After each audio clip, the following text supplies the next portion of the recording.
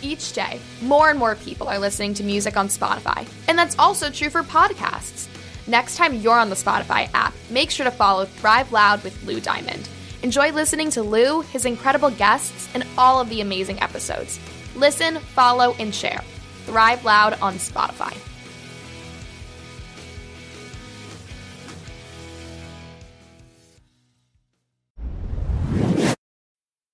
You're probably thinking, my boyfriend said this was a superhero movie, but that guy in the red suit just turned that other guy into a fucking kebab. Well, I may be super, but I'm no hero. And yeah, technically this is a murder, but some of the best love stories start with a murder. And that's exactly what this is. Thrive Loud with Lou Diamond. And to tell it right, I gotta take you back long before Lou squeezed his ass into red spandex.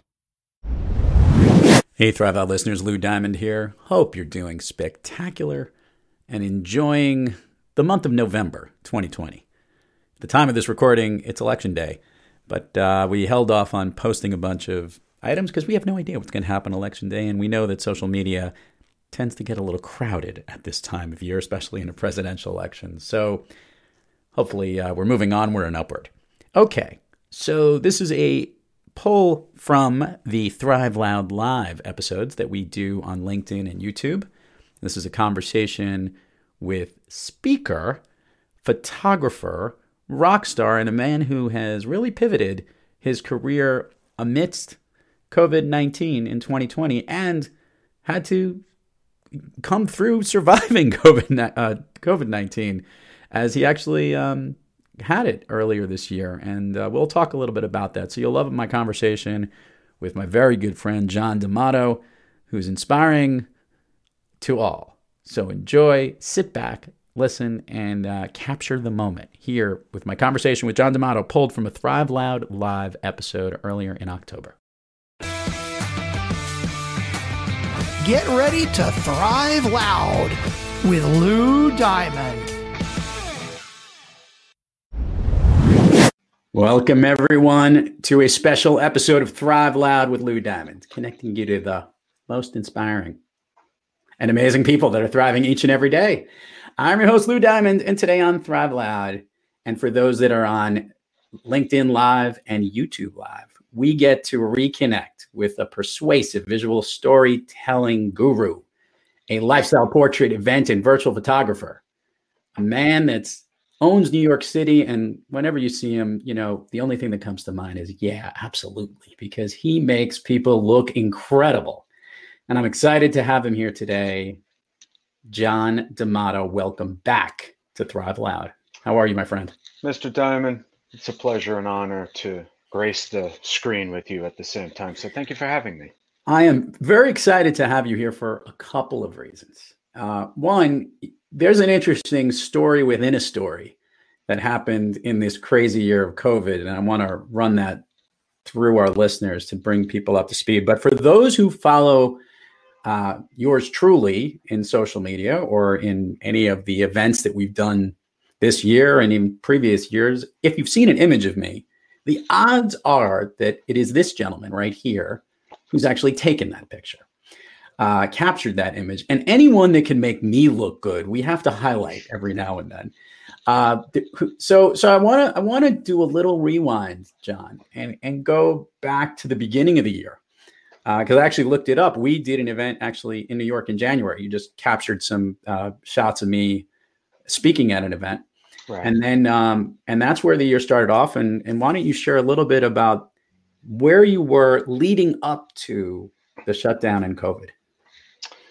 Well, leading up to March was looking pretty outstanding. I was ready to go abroad to a bunch of different other clients, shooting events, shooting portraits, setting up a collection of people in different parts of the world. And then, then the world happened, and this little bug got around, and then the little bug decided that it wanted to be my friend and spend some time with me personally, and then it kicked my ass for a couple of months, and things weren't looking so great. Got a little dark. Let's share about that. So you actually did contract COVID. Things were shut down. When did you start getting symptoms? When did that happen for you? Uh, Towards the end of March, early April. So basically, when we all thought that our lungs were going to disintegrate at the first sight of COVID, that's when I got it. So that's what really made that much more fun and enjoyable process. Were you stayed in home? Did you go to the hospital? What did you do when you felt the symptoms? No, I didn't go to the hospital at that time in New York City, unless if you were an essential worker. They didn't want to see you unless if you were spitting up pieces of your lung. So I basically stayed home and Hmm.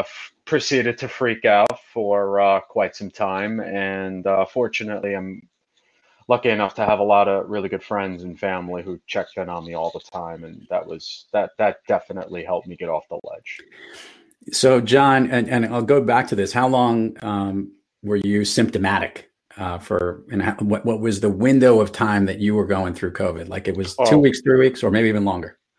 technically, I'm still symptomatic to a certain extent with Yeah. respect to my lungs. So we're talking months. The main knock me on my ass time was probably about 2.5 weeks to actually no, closer to a month, and then it subsided progressively, but shortness of breath and lung issues were still there for months on end, and now to this day I still have some lung stuff, but much better. So, so you were home, and maybe this is important. You were alone, right? I mean, for most of the time, obviously, most of us were shut down. But how, were you? It was just yourself in your own place, right?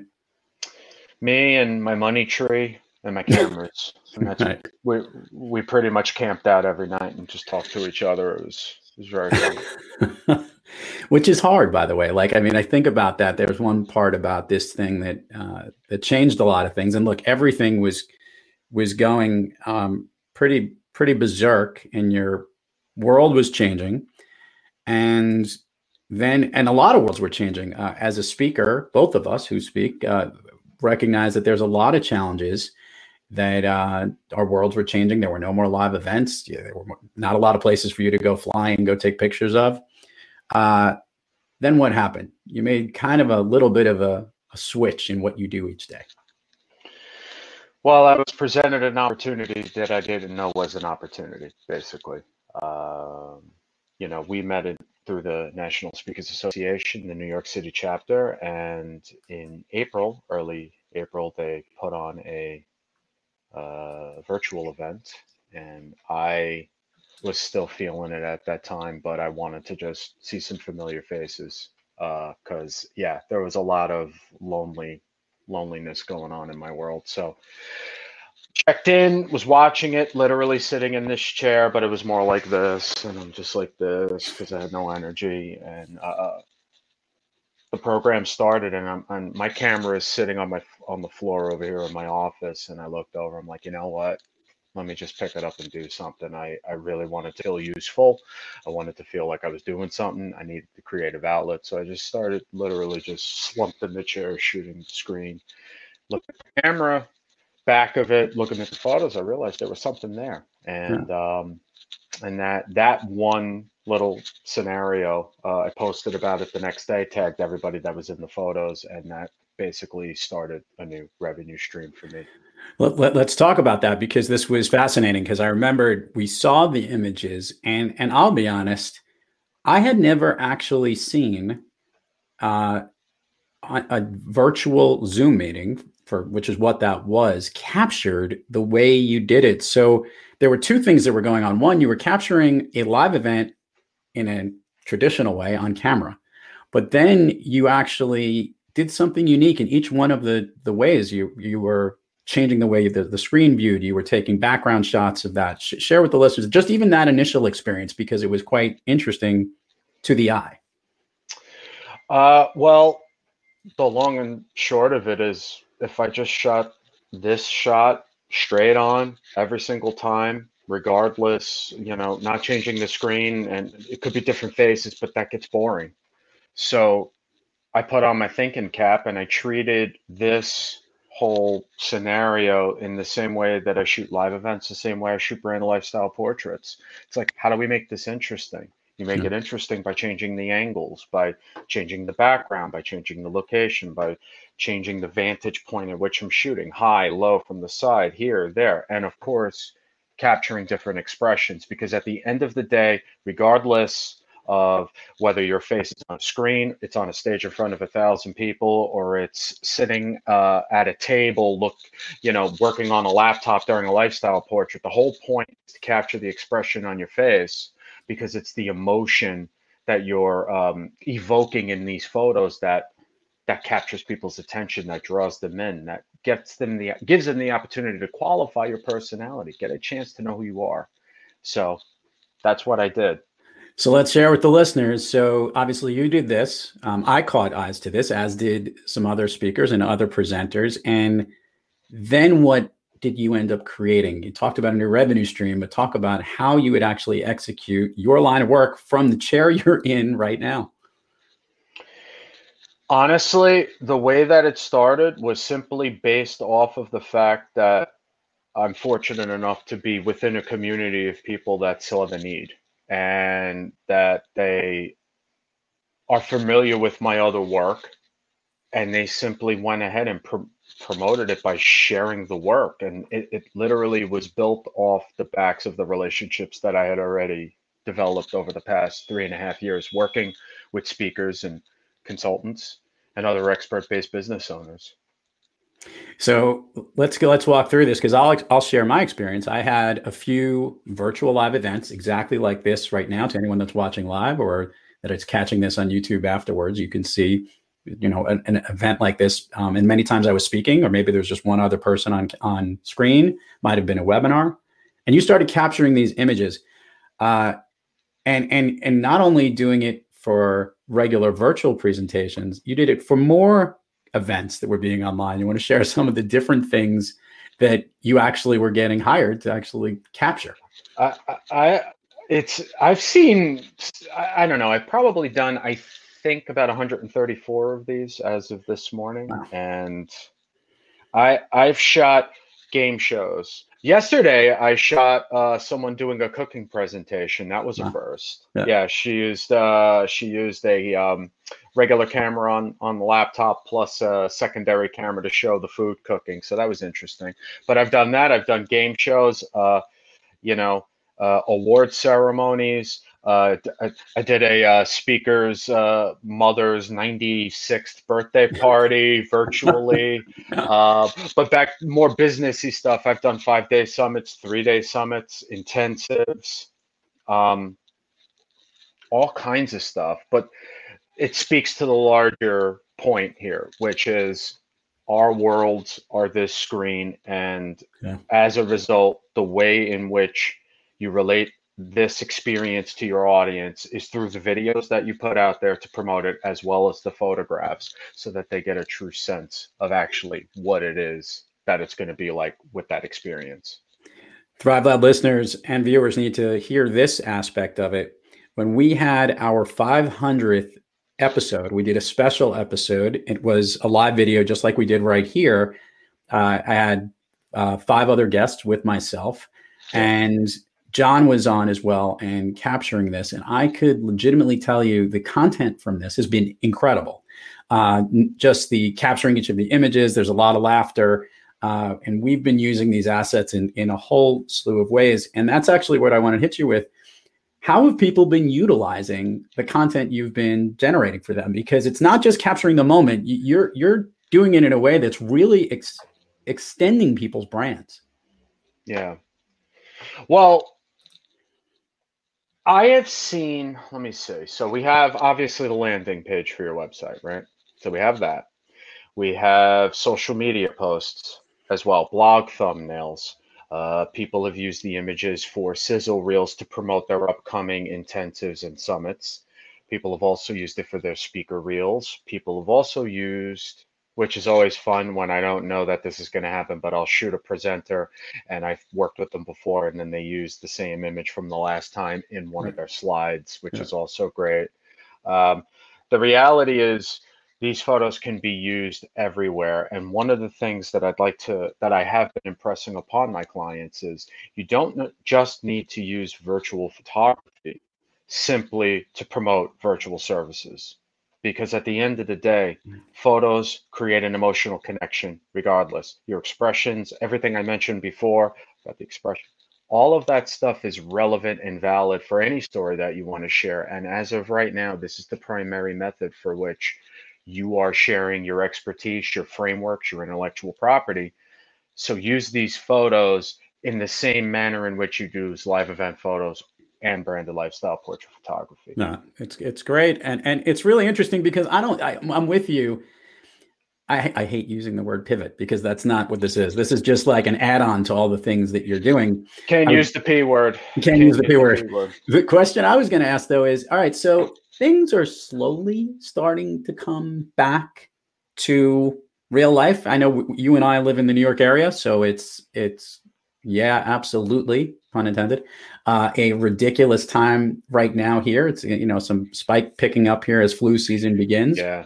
But there are some parties, events, things that are happening slowly but surely. Are you seeing a piece of that, or people in the space where you're actually getting away from the screen a little bit and actually getting to the outside world? And unfortunately, not as fast as I'd like, right. or as much as I'd want. Right. Event stuff, no, I haven't heard anything. In-person portrait sessions, I've done a couple, and interestingly enough, in about 2 or 3 of those sessions, I've incorporated virtual photography into those sessions. So that's now that's great. become, yeah. So but rather than me just talk to these people wherever they are, I'm in the same space as they are, and I'm directing. I can like yell in the other room to tell them to do something, and set them up and position everything, and then shoot in another room with my laptop, which it's a little weird, but that's kind of what the landscape's looking like. Still mostly virtual, but a sprinkling of the in-person stuff. John, the biggest lesson you learned from the skill that you do, which is photography, as it relates to digital photography and this virtual events, what's the thing that you learned and maybe got better at, or certain things that, taking a picture on screen was one thing, the first thing, and then making it into the craft? Because with listeners, we'll put some links if you haven't seen the promo for this episode.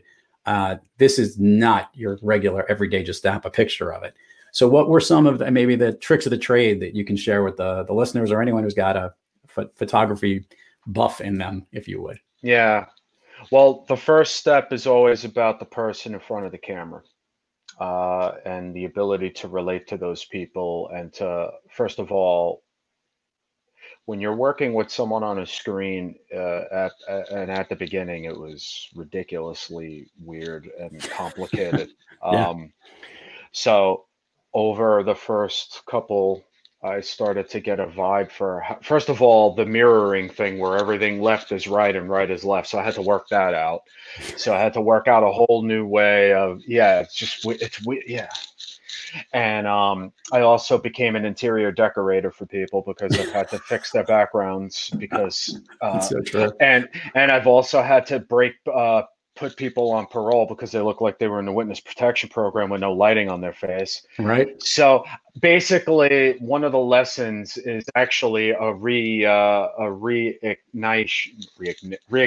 of my fire as a television producer and someone who has shot thousands of interviews, because the skills that I used back then when working in TV is very similar to the stuff that relates to this. So that happened. A lot of client interaction happened, and kind of understanding when I say, the experience of show your audience what the experience of working with you looks like. I actually had to understand what the hell that meant, because I didn't know how to use a Zoom screen. I didn't know how to do all the screen orientation. So it was an education and understanding the platform and how to leverage it in a way that's going to give them the assets that will help maximize the value of their time to do this.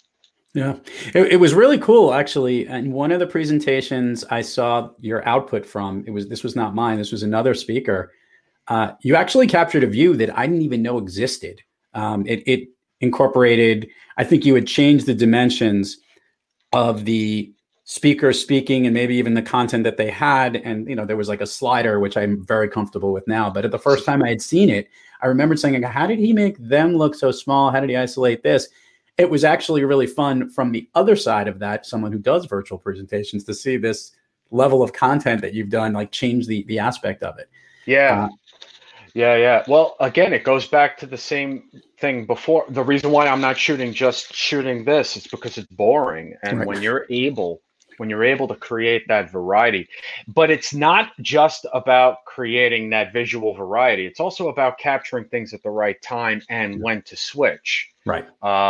You're talking about the side-by-side mode. Yep. I didn't know either. The first time I shot side-by-side mode, the speaker set up screen share, and I'm like, this sucks. Look at how small the person is. And then the day that I realized, you could slide this thing over, I got so excited because it's like, I can make it like this.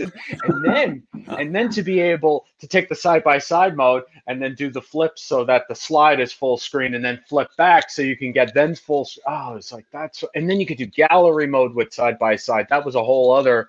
So, we could do all kinds of cool stuff, Yeah, you did some really cool things, which I saw, and I'm thinking about this. When you have multiple people on a particular Zoom, you'd focus laser in on one of the many. So you'd there'd be a laser drilled in focus onto one particular someone on screen, and then the other people were a little faded out. It was a very cool way to highlight that person, whether they were smiling, whether they had energy or whatever it was, and in a way that you wouldn't think. It was kind of different, just from that aspect. Yeah, that's something that someone with a camera phone can't do. Right.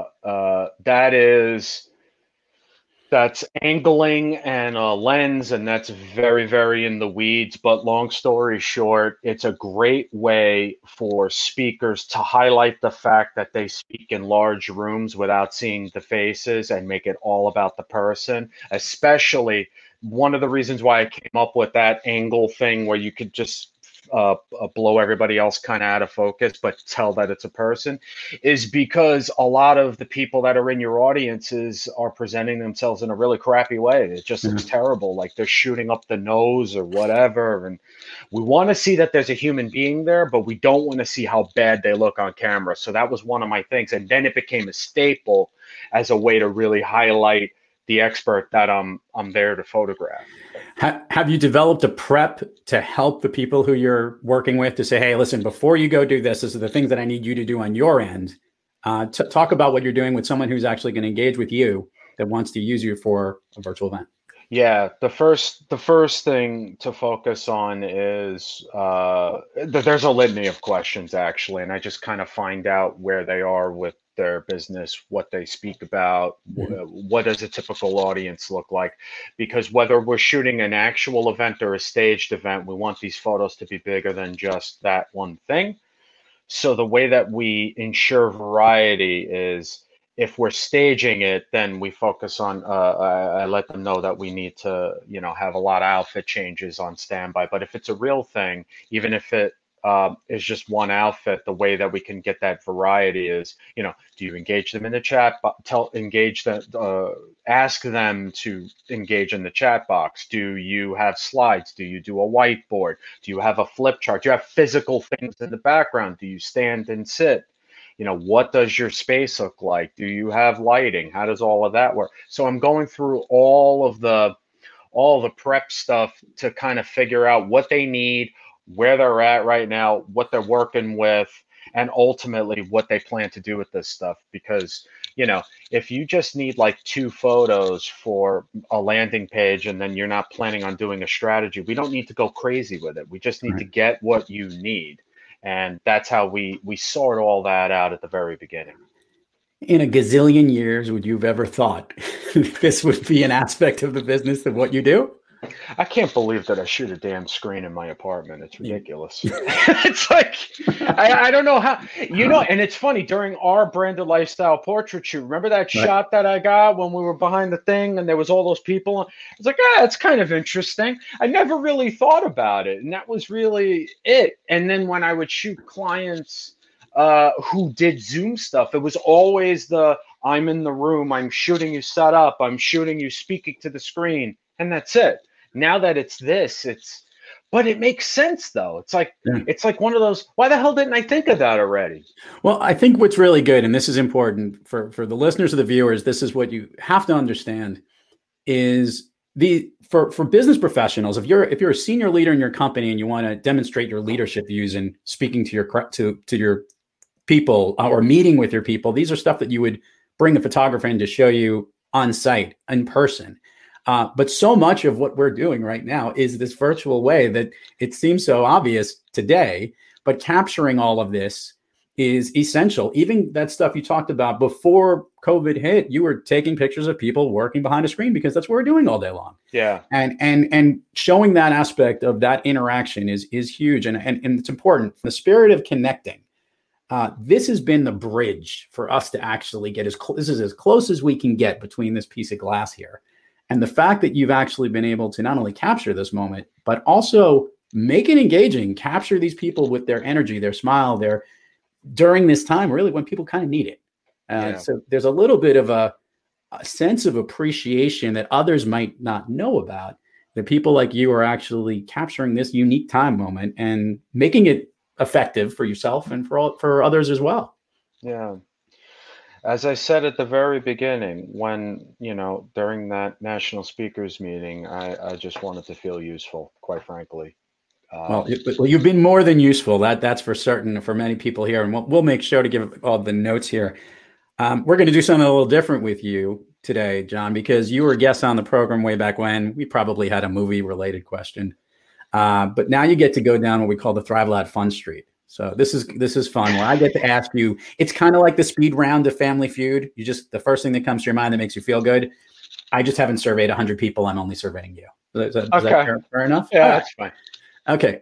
A song that lifts you up or makes you feel great or inspires you. Story of My Life by Social Distortion. A favorite food that's not a dessert.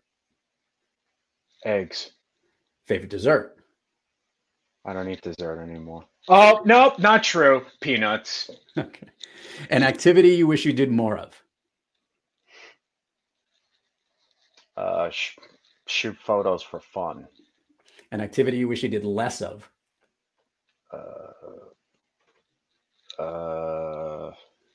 Harassing people on LinkedIn. If you could snap your fingers and go anywhere, where are you? Somewhere by a beautiful sunset with nothing to do but enjoy the moment. By popular request, and I apologize to those that will eventually see the end result of this, there's been a request to capture John DeMato on the screen. So first of all, I apologize to all the people that he gets to finally be on the other side of the camera. I'm going to take a couple here. I'm not nearly as good. I'm going with the angles that he goes with. At Flash, that's not going to be good. That probably won't come in. I'll go this angle here. Yeah, straight in. There we go. Something good. Looking good. Oh, you're smiling. Wonderful. Give me more, baby. Give me more. That's adorable. If we had to get you on the other side of the lens, Thrive Loud listeners who didn't get to obviously see this, you hear it, but there were pictures actually taken. Those actually get to see this. Appreciate it. Hopefully we'll put some of that artwork on there. Hopefully my angles won't be too bad. John, thank you for connecting us in a time when it was difficult to connect, and continue to do the stuff that you do. You are telling these visual storytelling messages to everybody. And without you, we can't get that story out specifically right now. So thank you for all of that, man. Well, thank you, my friend. It's always a pleasure. Gotcha. And to all our listeners and viewers out there, thank you for joining us. And until next time, keep thriving onward and upward. And remember, be brief, be bright, be gone. You've been listening to Thrive Loud with your host, Lou Diamond. Check us out on the web at thriveloud.com and follow us on Instagram, LinkedIn, Twitter, and Facebook at Thrive Loud. And check us out on the Good Pods app at Thrive Loud, where you can follow, listen, and connect directly to Lou and all of the Thrive Loud episodes. Thanks for listening.